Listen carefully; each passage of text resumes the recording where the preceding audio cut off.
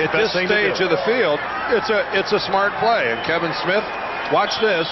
This is not one of those where you really had to say to yourself, did he or didn't he? Victor Bailey, the rookie out of Missouri. Kevin Smith just threw to the surface. No gray area there. First and 10 from the 25-yard line.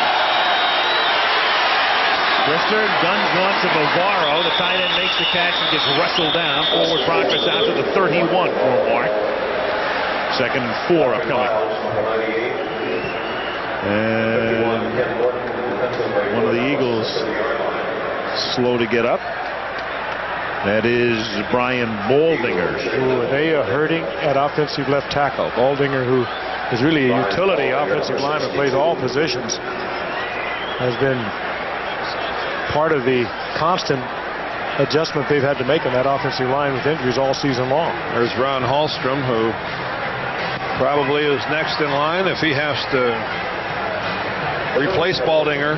Thompson went down 5 weeks ago, the free agent they got from San Diego. Whether they made a trade for San Diego with Roderick Thompson, he's unavailable. Yeah. Baldinger was over on the left side and really just extended himself trying to block Jim Jeffcoat. And take a look, there's Jeffcoat right in the middle of your screen, and that's Baldinger on the left.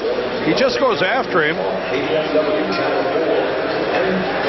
For the life of me, I can't see what happened unless he just pulled a muscle or something popped when he tried to stretch out and extend. And he's not limping too badly as he comes off. Maybe he'll be able to come back in. They're going to send Tom McHale into the game, number 68, to replace him. You can almost see him say something popped.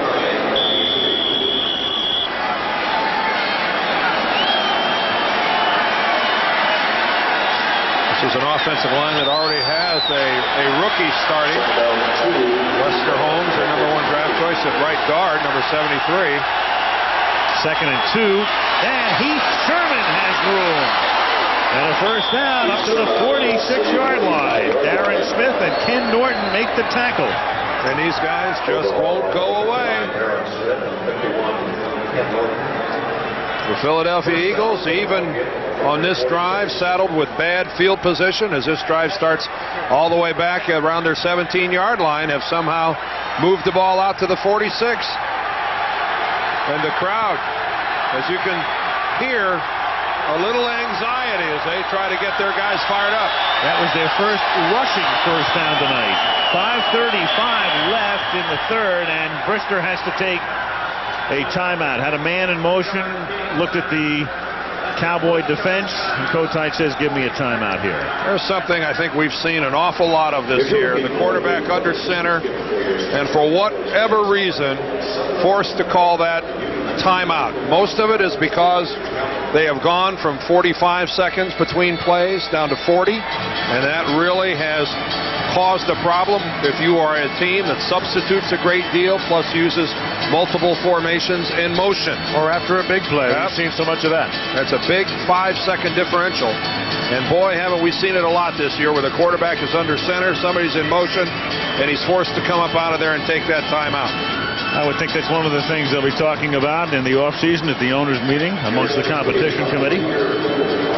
Because it is getting to the point where there might be a little concern that it's getting tougher and tougher to score, and that might be one of the reasons.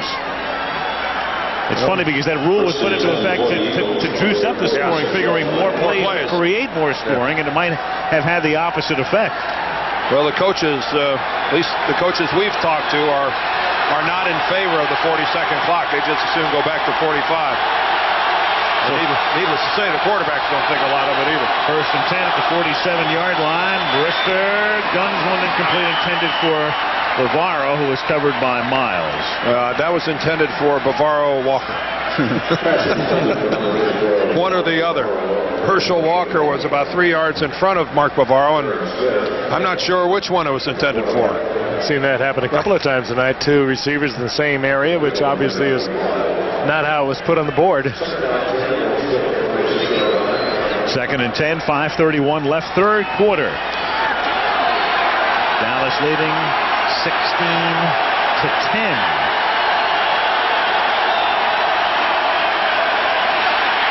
Brister comes back the other way. Sherman gets a block. And on a screen, he takes it to the 49 of the Cowboys, where it'll be 3rd down and 6. Somehow you look at that screen, it just looks like you should have got more out of it. Well called, well set up. They have people in front of it. Lester Holmes is out there in front of it, gets a good block. I think perhaps Keith Sherman might have been better advised to take that outside. Cowboys have one thing they are, and that is quick. They react as fast as any team I've ever seen. You take anything back to the middle, you're going to run into people. 3rd and 6. Play clock down to 3. Pressure on a corner blitz, and it's incomplete, intended for Michael Young. And once again, everything is executed properly. Everybody on the offense reads the corner blitz. Young breaks off his pattern. He is there, and the ball just sails high from Brister. Yeah, Brister has taken some pounding tonight. Yeah. Every time we take a shot, Brister is being hit in the back, rolled over, pounded, pummeled. But this is a 1st down if he throws the ball a little bit lower. But you're right, he has taken a whipping tonight. Eagles to kick. Fair catch is called for and made at the 16-yard line by Kevin Williams. I think you can be as tough as a linebacker, and that's how we have characterized Brister. But sooner or later, you're going to be flinching. You're going to be thinking, and it does throw you off. You just keep pounding on anyone, any quarterback, and it's going to happen.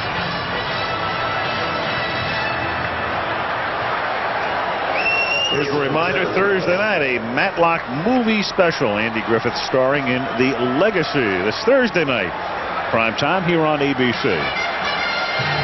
Well, now we'll find out if the Dallas offense had any coffee during that last break, as they've been rather lethargic here in half number 2. See if they got a wake-up call.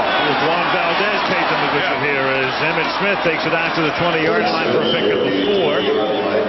Andre Waters makes the tackle. Well, the Cowboys dominated in the first half. Their possessions resulting in a score on each occasion, a touchdown and 3 field goals. And the first 3 all good drives. Look at 61, 68, and 78 yards. But a whole other story in the second half. For a total of -2 yards. You really have to give credit to the Eagles defense. They have pretty much stuffed the running of Dallas. And I think that has surprised a lot of people, but particularly Dallas. 2nd and 6, and Emmett Smith breaks one through the middle. That puts him into triple figures. Kevin Gogan led the way with a block, and Emmett Smith, who had 237 on the ground the last time these two teams played, is a little slow in getting up, and now has gained 108 yards on 18 carries. The dynamite block by Gogan. Little trap block, pulling from the right side. Emmett got up, went a couple steps, went right back down. This will be a good look at it from above right there. Again, masterful blocking up front by the guys. He takes a very good shot there at the end from Wes Hopkins. But he made it about 2 or 3 steps, went back down, and then went over into the Cowboy sideline. Gogan took Simmons out of the play. Lincoln Coleman comes in, big bruising running back. Is a little short. Harper had to reach down for it, couldn't hold on. Incomplete. Waters and McMillan covering on the play. We'll get a report on Emmett Smith. Emmett, of course, missed a good part of the Atlanta game with a quadricep bruise that responded in time for him to play 4 days later on Thanksgiving against Miami. There it is. Barry Sanders, of course, is out, so he's vulnerable there. Thurman Thomas chasing him, and counting what he has done tonight, there is Emmett right back in the thick of things as he attempts to win a rushing title for the 3rd straight year. Coleman goes nowhere. Stopped by Simmons. 3rd and long upcoming. Emmett coming back in now. No player has ever led this league in rushing despite missing 2 or more games. He missed those 2 with a holdout. Missed the Washington game, missed the Buffalo game at the outset of the year. Missed almost all of that Atlanta game. I think he only had 1 carry that day. So in effect, he's missed 3 games this season.